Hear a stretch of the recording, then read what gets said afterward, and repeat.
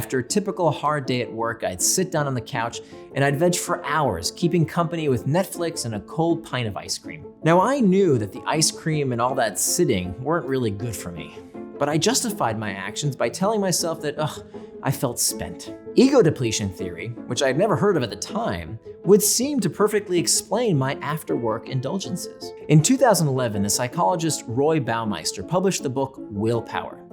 It soon became an international bestseller. The book cited one of Baumeister's most notable experiments on ego depletion, which showed a seemingly miraculous way to restore willpower by consuming sugar.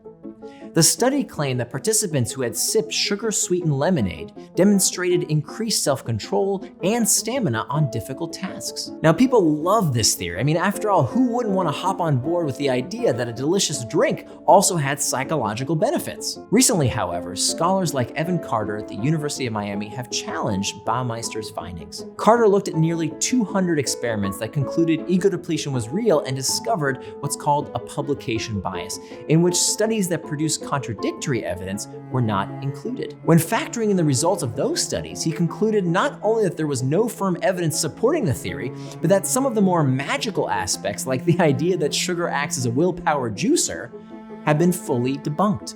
New studies show how a sip of lemonade can improve performance, but not for the reason Baumeister believed.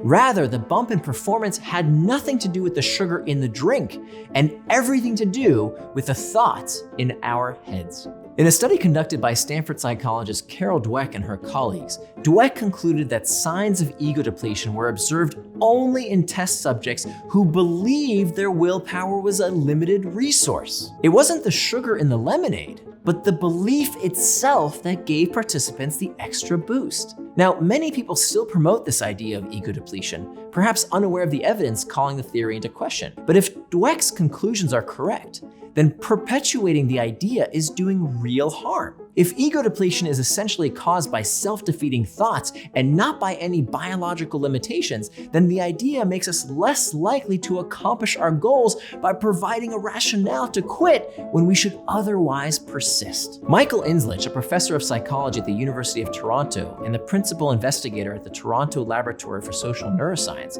offers up an alternative view of willpower. He believes willpower is not a finite resource, but instead acts like an emotion. Just as we don't run out of joy or anger, willpower ebbs and flows based on what's happening to us and how we feel. After looking at the evidence, I agree with his conclusion. And I think that changing our mindset about our temperament is a key to becoming indistractable.